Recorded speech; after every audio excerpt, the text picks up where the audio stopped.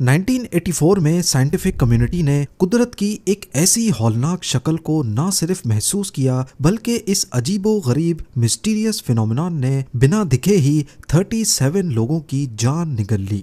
Africa में road से गुजरने वाले कुछ लोग बिना किसी जाहिरी खतरे के एक ही मिनट के अंदर अंदर दम तोड़ गए। पर सबसे हैरानी की बात यह थी कि सबकी मौत एक ही वजह से हुई थी, दम घुटना। किसी ने इसकी वजह बदरूहों का हमला बताया तो ऑफिशियल लेवल पे इसे केमिकल अटैक कहा गया, पर जब असल वजह मालूम पड़ी तो उस पर यकीन लाना वाकई काफी मुश्किल था। ज़ेम टीवी की वीडियोस में एक बार फिर से खुशामदीद। नाजरीन, अगस्त 1984 में अफ्रीका के दूर दराज इलाके कैमरून में एक बहुत अजीब और खौफनाक वाकया पेश आया। यहाँ एक छोटी सी लेक है जिसे लेक मनाउन कहा जाता है। ये लेक खास तौर पर अपने पुरसुकून माहौल की वजह से जानी जाती थी, लेकिन यही सुकून आज कयामत बर्पा करने वाला था। इस लेक के आसपास कुछ गांव भी बसते थे और पास से एक रोड भी गुजरता था। 1 अगस्त 1984 की रात 11:30 बजे लेक के आसपास रहने वाले लोगों को एक जोरदार गरजने की आवाज आती है। पहले तो सबको लगा कि शायद बादल गरजने की आवाज है, लेकिन उस रात आसमान इतना साफ था कि तारे चमकते हुए देखे जा सकते थे। इस आवाज के बाद कुछ लोगों ने, जो अभी तक घर वापस नहीं लौटे थे, झील के पास जमीन के करीब फॉग भी नोटिस की, पर लोगों ने इसको इग्नोर किया और जाकर सो गए। सारी रात लेक मनाउन के ऊपर ये मिस्टीरियस फॉग जमा होती रही। अगली सुबह 10:30 बजे के करीब जब हवा चलना शुरू हुई तो ये फॉग, जो जमीन के काफी करीब थी, पास गुजरने वाली रोड तक जा पहुंची। रोड से गुजरने वाले लोगों ने समझा कि शायद ये मामूली सुबह की धुंध है, पर जब उनका इस फॉग से डायरेक्ट कांटेक्ट हुआ तो उनका सांस घुटने लगा और 1 मिनट के अंदर ही लाशें गिरना शुरू हो गईं। हवा की वजह से जब सारी फॉग चली गई तो सड़क पर लाशें बिखरी हुई थी। कुछ पैदल थे, कुछ मोटरसाइकिल सवार, तो कुछ गाड़ियों के अंदर भी मुर्दा हालत में पाए गए। इस मिस्टीरियस फॉग ने 37 लोगों की जान ले ली। थोड़ी देर बाद पुलिस और डॉक्टर्स मौके पर पहुंचे, लेकिन बज़ाहिर ऐसा कुछ नहीं मिला जिस पर शक किया जा सके। इनिशियल इन्वेस्टिगेशन में सभी मरने वालों की मौत की वजह दम घुटना बताई गई। इस खबर ने इलाके में खौफ फैला दिया था। एक ही वक्त एक ही जगह 37 लोगों का एक ही रीजन से मर जाना काफी अजीब था। कई लोग इसे बदरूहों का हमला बताने लगे, जबकि कैमरून की गवर्नमेंट ने इसे दहशतगर्दों का केमिकल अटैक करार दिया। पर ये दोनों रीजंस बिल्कुल बेमायने थे, क्योंकि अगर तो दहशतगर्दों को केमिकल अटैक करना ही था तो वो दूर दराज गाँव के मासूम लोगों पर क्यों करेंगे। जल्द ही इस वाक़े की वजह तलाश करने का रुख कुदरत की तरफ मुड़ गया और इस बार एक्सपर्ट्स का शक कैमरून लाइन पर गया। ये 1600 किलोमीटर लंबी अंडरग्राउंड वोल्केनोज की चेन गल्फ ऑफ गिनी से शुरू होकर अफ्रीका के मेन लैंड के ठीक उस पॉइंट के नीचे से गुजरती है जहां लेक मनाउन मौजूद है। इस पूरी लाइन को कैमरून लाइन कहा जाता है।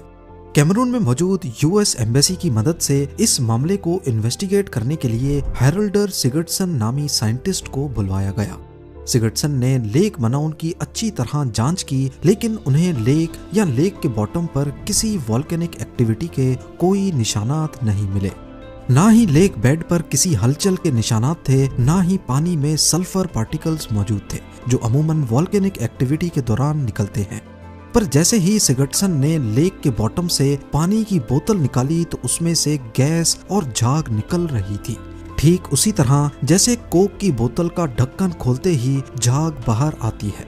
ये इशारा सिगर्टसन के लिए काफी था। वो फौरन समझ गए कि लेक के बॉटम पर कार्बन डाइऑक्साइड गैस पानी में डिसॉल्व हो चुकी है। मरने वाले लोगों के पोस्टमार्टम में भी ये सामने आया कि इनका दम कार्बन डाइऑक्साइड गैस की वजह से घुटा था। पर यहाँ पर सवाल ये है कि लेक मनाउन के बॉटम पे डिसॉल्व होने वाली कार्बन डाइऑक्साइड का लिंक मरने वालों के साथ कैसे था। आपको यहाँ बताते चलें कि कार्बन डाइऑक्साइड गैस नॉर्मल हवा से भारी होती है और अगर उसे किसी कमरे में रिलीज किया जाए तो वो कमरे के निचले हिस्से में जमा हो जाएगी। और लेक मनाउन पर भी जो बादल या फॉग काफी नीचे देखे गए थे, उसमें कार्बन डाइऑक्साइड गैस ही मौजूद थी। पर आखिर ये गैस लेक मनाउन से निकली ही क्यों? पूरी इन्वेस्टिगेशन के बाद सिगर्टसन ने थ्योरी पेश की कि लेक मनाउन के नीचे मौजूद वोल्केनिक गैसेस आहिस्ता आहिस्ता जगह बनाकर लेक बेड पर जमा होती जा रही थी। लेक बेड पर मौजूद गहरा पानी इस गैस को अपने अंदर डिसॉल्व करता जा रहा था। क्योंकि ये लेक इक्वेटर के पास मौजूद है, यानी जहां पर सारा साल कड़ी धूप और सख्त गर्मी होती है। इसी वजह से लेक की अपर लेयर हमेशा गर्म होती थी, जबकि निचला हिस्सा जिसमें कार्बन डाइऑक्साइड गैस मिक्स थी वो धूप ना पड़ने की वजह से ठंडा ही रहता। ठंडा पानी वजनी होता है और गर्म पानी हल्का, इसीलिए लेक के बॉटम वाला ठंडा पानी कई सदियों से ऊपर वाली गर्म लेयर से मिक्स ही नहीं हुआ और उसमें हर गुजरते मिनट कार्बन डाइऑक्साइड की मिकदार बढ़ती चली गई। नॉर्मली अगर ये लेक मनाउन किसी और जगह होती जहां मुख्तलिफ मौसम होते हैं तो सर्दियों में ऊपर वाली लेयर ठंडी हो जाती और पानी नीचे की तरफ मूव करता और यूं साल में 2 मरतबा पूरी लेक का पानी रोटेट हो जाता। पर इक्वेटर में होने की वजह से यहाँ ऐसा नहीं हो सका। लेक मनाउन की लोअर लेयर पे कार्बन डाइऑक्साइड का प्रेशर बढ़ता जा रहा था और अपर लेयर का वजन किसी कोक के ढक्कन की तरह काम करने लगा। अब लोअर लेयर में थोड़ी सी भी मूवमेंट अचानक से कार्बन डाइऑक्साइड को बाहर निकाल सकती थी, या फिर अगर नीचे प्रेशर इतना ज्यादा बढ़ जाए कि ऊपर वाली लेयर उसे रोकने से कासिर हो, तब भी कार्बन डाइऑक्साइड गैस आसानी से ऊपर आ सकती थी। सिगर्टसन ने बताया कि लेक मनाउन एक टाइम बॉम्ब की तरह बन चुकी थी और ये प्रोसेस अचानक से हो सकता है, वो भी एक धमाके के साथ। लेक मनाउन पे इस हादसे से एक रात पहले लोगों को जो गरजने की आवाज आई थी वो शायद इसी प्रोसेस की शुरुआत थी। इस फिनोमेनन को बाद में लिम्निक इरप्शंस का नाम दिया गया। सिगर्टसन ने 2 साल मेहनत करने के बाद अपनी इस थ्योरी को साइंस मैगजीन में पब्लिश करवाया, लेकिन दूसरे साइंटिस्ट ने इसे बेकार कहकर रिजेक्ट कर दिया। पर 2 सालों के बाद 1986 में लेक मनाउन से 100 किलोमीटर नॉर्थ में लेक न्योस में भी बिल्कुल वैसा ही हादसा हुआ। लेक न्योस भी कैमरून लाइन के ऊपर वाक़े है और साइज में लेक मनाउन से डबल है। यहाँ भी रात 9 बजे के करीब एक जोरदार गरजने की आवाज सुनाई थी। कुछ देर बाद लेक से तकरीबन 1 क्यूबिक किलोमीटर जितना कार्बन डाइऑक्साइड का बादल निकला। एक अंदाजे के मुताबिक इस बादल में 3 lakh ton carbon dioxide gas मौजूद थी। ये बादल भी हवा से भारी था, इसीलिए फौरन नीचे की वादियों में फैल गया, जहां पर कई विलेजेस में हजारों लोग बसते थे। अफसोसनाक तौर पे इस हादसे में 1746 लोग दम घुटने की वजह से मर गए। ना सिर्फ इतना, बल्कि ये गैस इलाके में मौजूद 3500 जानवरों को भी मौत की नींद सुला गई।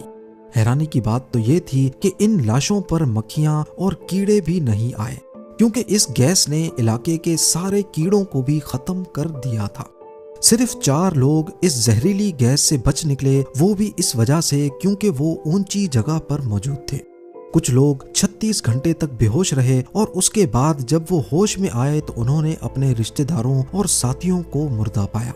लेक न्योस के इस वाक़े से सिर्फ चंद माह पहले सिगर्टसन ने अपनी थ्योरी पब्लिश की थी, जिसको बेकार समझकर रिजेक्ट कर दिया गया था। लेकिन इस वाक़े के बाद दुनिया को सिगर्टसन की थ्योरी पर आखिरकार यकीन आ गया। अब दुनिया भर से साइंटिफिक कम्युनिटी ने इन दोनों झीलों का रुख किया ताकि इस मिस्टीरियस फिनोमेनन को सही से समझा जा सके। मालूम पड़ा कि लेक न्योस के बॉटम पर मौजूद कार्बन डाइऑक्साइड गैस को डिस्टर्ब एक लैंडस्लाइड ने किया था। एक्सपर्ट्स ने लेक के ऊपर एक पहाड़ पर कुछ टूटे हुए पत्थरों की निशानदही की जो फ्रेश लैंडस्लाइड के लग रहे थे। जब लेक न्योस में एकदम हजारों टन के पत्थर गिरे तो उन्होंने बॉटम लेयर पे मौजूद कार्बन डाइऑक्साइड वाले पानी को डिस्टर्ब किया और एक ही झटके में गैस ऊपर आ गई। ये प्रोसेस इतना हौलनाक था कि इसने लेक में 25 मीटर ऊंचा सुनामी भी ट्रिगर किया, जिसकी लहरें लेक के किनारे से आकर टकराईं, जिसके निशानात भी बाद में देखे गए। लिम्निक इरप्शंस की तबाही देखकर एक सवाल सबके जहन में घूम रहा था कि क्या ऐसा वाकया दोबारा भी हो सकता है या नहीं। मालूम पड़ा कि मनाउन और न्योस में अब भी कार्बन डाइऑक्साइड की मिकदार आहिस्ता आहिस्ता बढ़ती जा रही है, यानी खतरा अभी टला नहीं था। इस खतरे को कम करने के लिए साइंटिफिक कम्युनिटी ने कई आइडियाज दिए, लेकिन सबसे सस्ता और रियलिस्टिक आइडिया था दोनों लेक्स की गहराई में पाइप्स डालकर कार्बन डाइऑक्साइड को निकालना। मनाउन और नयोस में पाइप्स डाले गए और दोनों लेक्स में से कार्बन डाइऑक्साइड सेफली बाहर निकाली जाने लगी। 2009 तक लेक मनाउन को जबकि 2019 तक लेक नयोस को मुकम्मल तौर पर डी गैस यानी गैस से पाक कर दिया गया। इन दोनों लेक्स को तो लिम्निक इरप्शन से पाक कर दिया गया है, लेकिन दुनिया में सिर्फ एक और ऐसी लेक है जो अभी भी इस खतरे का शिकार हो सकती है। और याद रहे, उस लेक में अगर ऐसा हुआ तो हजारों नहीं लाखों लोगों की जान जा सकती है। ये लेक कोई और नहीं बल्कि डेमोक्रेटिक रिपब्लिक ऑफ कॉन्गो और रुवांडा के बॉर्डर पे मौजूद लेक कीवू है। ये इतनी बड़ी लेक है कि इसमें 50 लेक नयोस फिट आ सकती हैं। और गहराई की बात की जाए तो ये लेक नयोस से 2 टाइम्स ज्यादा गहरी भी है। लेक कीवू भी साइज्मिकली एक्टिव एरिया के ऊपर मौजूद है और यहाँ पर भी सेम ही कंडीशंस हैं, यानी पूरा साल धूप की वजह से इसका पानी भी रोटेट नहीं हो पाता। ज्यादा खतरे की बात यह है कि लेक कीवू में कार्बन डाइऑक्साइड के साथ साथ मीथेन गैस भी शामिल है। मीथेन में पानी के अंदर मिक्स होने की प्रॉपर्टी कार्बन डाइऑक्साइड से कम होती है, इसीलिए इसका सैचुरेशन पॉइंट भी जल्दी आ सकता है। अगर यहाँ इरप्शंस हुई तो निकलने वाला बादल ना सिर्फ जहरीला होगा बल्कि फ्लेमेबल भी होगा, यानी इसमें आसानी से आग लग सकती है। दूसरे खतरे की बात यह है कि लेक कीवू के इर्द गिर्द तकरीबन 20 लाख लोग रहते हैं। अगर यहाँ हादसा हुआ तो ये इंसानी तारीख की सबसे बड़ी कुदरती आफत बन सकती है, जिसमें लाखों लोग मर सकते हैं। दुनिया भर के साइंटिस्ट ने इस लेक पर कड़ी नजर रखी हुई है। उनको कंफर्म नहीं है कि पहले कभी लेक कीवू में इरप्शंस हुई हैं या नहीं, पर उनको ये जरूर मालूम है कि 2090 तक इस लेक में मीथेन अपने सैचुरेशन पॉइंट पे पहुंच जाएगी। लेक कीवू को इस खतरे से बचाना सिर्फ मुश्किल ही नहीं बल्कि एक इम्पॉसिबल टास्क है, क्योंकि एक तो ये लेक बहुत बड़ी है और दूसरा इस इलाके में बहुत पॉलिटिकल प्रॉब्लम्स चल रहे हैं। वेस्टर्न डीआरसी में जंग चल रही है, जिसकी वजह से कोई भी साइंटिफिक टीम यहाँ सेफ नहीं हो सकती। कीवू वॉट नाम की कंपनी ने लेक से मीथेन गैस को निकालकर बिजली पैदा करना शुरू तो किया है, लेकिन एक्सपर्ट्स का कहना है कि इस प्रोसेस की स्पीड बहुत स्लो है। और कुछ एक्सपर्ट्स का ये भी मानना है कि गैस निकालकर इलेक्ट्रिसिटी बनाने का प्रोजेक्ट खुद लेक में इरप्शंस ट्रिगर कर सकता है। लेक मनाउन ने दुनिया को दिखाया कि लिम्निक इरप्शंस क्या होती हैं। लेक नयोस ने दिखाया कि वो कितनी तबाहकुन हो सकती हैं। और लेक कीवू में इन सबसे ज्यादा खतरनाक सलाहियत मौजूद है। इसके इर्द गिर्द कई दहाइयों से चलने वाली जंग और बसने वाली आबादी को देखते हुए ये कहना गलत नहीं होगा कि लेक कीवू के अंदर छुपा हुआ खतरा इसे दुनिया की सबसे खतरनाक झील बनाता है। उम्मीद है जेम टीवी की ये वीडियो भी आप लोग भरपूर लाइक और शेयर करेंगे। आप लोगों के प्यार भरे कमेंट्स का बेहद शुक्रिया। मिलते हैं अगली शानदार वीडियो में।